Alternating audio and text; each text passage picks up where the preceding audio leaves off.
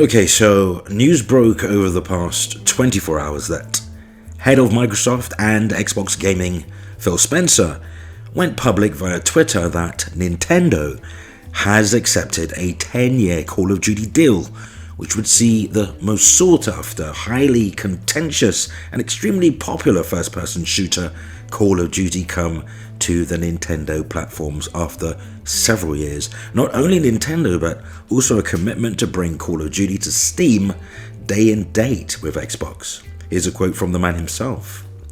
Microsoft has entered into a 10-year commitment to bring Call of Duty to Nintendo following the merger of Microsoft and Activision Blizzard King. Microsoft is committed to helping bring more games to more people, however they choose to play.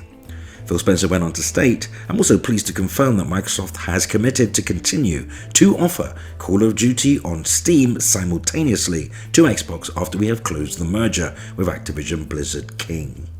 End of quote.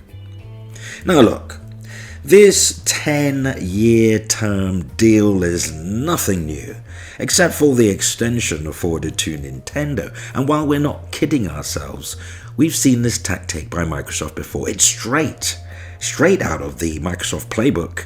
Get Nintendo on side, which obviously benefits the big N and puts immense pressure on the regulators and indeed Sony. Cast your minds back, it wasn't that long ago that Microsoft managed to rope Nintendo in with its whole cross-play fiasco when Sony was reluctant, but Microsoft teamed up with Nintendo in a series of PR moves designed to box Sony in and make the corporation appear unreasonable, thus placing pressure on Sony, and credit to Microsoft because that tactic more or less worked. So here we are, with the same playbook of tricks to instill confidence, not just to regulators still deciding on the deal, but also the industry as a whole. Now here's where I may shock you. I can see both sides regarding this deal. I completely understand, but both Xbox and PlayStation's predicament concerning this deal. On one hand, you've got Microsoft claiming they care less about Call of Duty than they do about Candy Crush and the opportunities in the mobile space. Microsoft acquiring Activision Blizzard would net it access to this very lucrative space. Now, on the other hand, Sony is concerned that Microsoft will, and if you'll excuse the pun, weaponize Call of Duty and force it into a Nintendo space. But that argument for Sony immediately falls apart after Nintendo accepted the 10-year Call of Duty deal. Now, another major concern for Sony and reasons why it has yet to accept this 10-year offer is that Sony do not care for Microsoft's 10-year Call of Duty deal with Nintendo or the many offers it has previously made to Sony.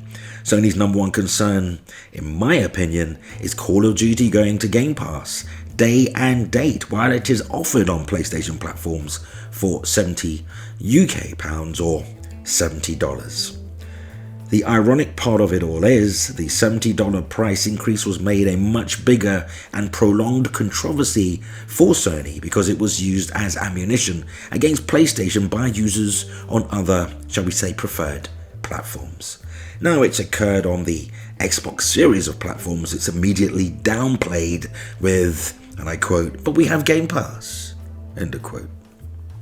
I guess it wasn't such a big deal after all, huh?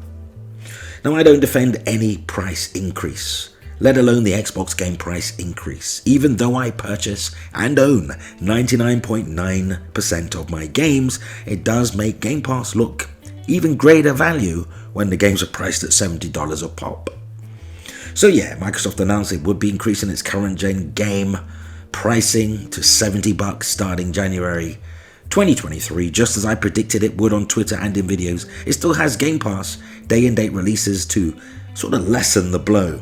And of course, Sony could put Call of Duty on PlayStation Plus. That is indeed possible, but the revenue loss would be comparatively detrimental to the corporation, which makes an absolute killing with its current Call of Duty partnership with Activision. Now, I don't see how some people find this so difficult to understand. I mean, it doesn't take a business major to get it. Now, in light of the impending Xbox game price increase, I would say the quality of Xbox Series X and S titles will need to increase dramatically to justify that $70 price tag. Sorry, but Xbox Game Pass, or any subscription service for that matter, is no excuse for mediocre game releases, even if you often use it to cover mediocrity. How many times have people defended B and C tier games by saying, well, you know, it's on Game Pass for a 1 month, $1 trial, so who cares?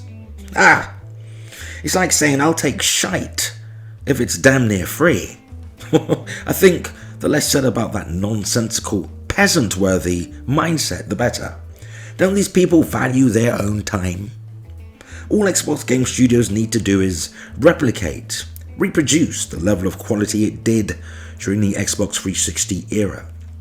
I truly believe this is the way forward, and with focus and time, something Microsoft had plenty of, well, I believe it could have been on par with PlayStation Studios' PS4, PS5 IP, though this has proven to be most problematic for Xbox. In my humble opinion, Forza Horizon 5 has been the Xbox first party's highest quality AAA game release since Xbox Series X and S launched 2 whole years ago. And you know what's also strange? Microsoft's Brad Smith's op-ed, where it is stated that Microsoft believes Sony's reaction or overreaction to the Activision deal is comparable to the now, I might add, defunct Blockbuster video rental service and Netflix of all those years ago. What? Look what happened to Blockbuster. Netflix obliterated it, forced it out of the market. Unfortunately, or fortunately, depends where you stand, but that's the price of progression, whether we like it or not. What an absolutely ridiculously ironic statement of Brad Smith to make. I don't see how such a comment helps Microsoft get the Activision Blizzard King deal over the hill. Also a little strange is the 10-year Nintendo Steam offer on the eve of the FTC's next consideration. People on social media believe the timing of such a move denotes desperation, and I would agree. I did say in many prior tweets and previous Foxy Games UK YouTube videos that Microsoft are so desperate to Pac-Man style gobble up Activision that it will do absolutely anything pandering to Sony to get the ABK deal done. Well, almost anything. Christopher Dring of Game Informer, here's a quote. I'm confused a bit about Brad Smith's op-ed to calm regulators' concerns around the Activision Blizzard deal by citing Netflix. He's highlighting how the TV landscape was transformed by the business model, became near dominant, and only huge companies have been able to compete, and Netflix wasn't. It isn't as powerful as Microsoft. People don't consume games like they consume TV. One minute their lawyers are saying game subs aren't that big, streaming isn't working for certain games, and the next you've got this. I'm not saying the deal is anti-competitive, but this op-ed made me more concerned about the industry-wide impact of this deal, not less. Netflix saw a gap and built a business out of it. If Disney had made its first move, or made the first move, would it have been able to? That's what we're talking about here. Forget Sony. Can anyone new get into this new area of business? Again, I echo Christopher Dring's thoughts there. Again, not the most helpful of statements Microsoft could have made in defense of why it should be granted the Activision Blizzard King deal. Some might say Blockbuster sealed its own fate by not innovating, but it can also be argued that Netflix was a major disruptor to that industry. It devalued DVD Blu-ray movie sales, and many movie theaters felt the pinch too. And could it be that Microsoft's true objective is to change the industry to nothing more than a subscription streaming model, and Sony see how disruptive that could be to its core business, its bottom line, lowering AAA quality and less big budget releases throughout the year. Example, Xbox Game Pass is approximately 5 years old, and yet this year the slate of high quality AAA first party Xbox games on the Game Pass platform have been, well, more than a little thin. And when you factor in box digital sales of third party games not available on Game Pass, the sales are always significantly higher on PlayStation platforms. Game Pass, I believe, has sort of desensitized, trained a lot of people to not buy or support retail games. Yeah, some sort of desensitization going on there.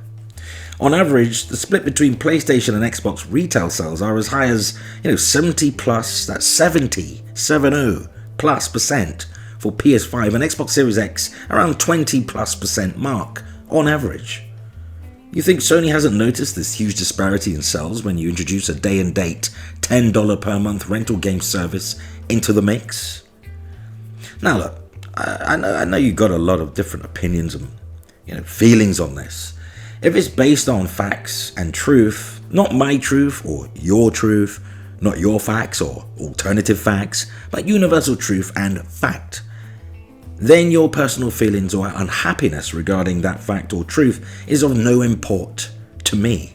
In fact, and I mean this affectionately, fuck your feelings. Though what say you? Let's continue the discussion cordially in the comments. Go ahead, sound off, share your thoughts and opinion on today's news.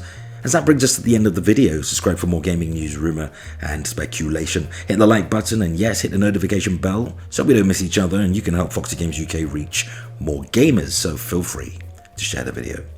You may also want to consider supporting Foxy Games UK via Patreon because, well, we're like family now, so thank you, and you'll find a link in the video description.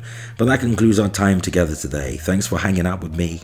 Until next time, play games, not corporations.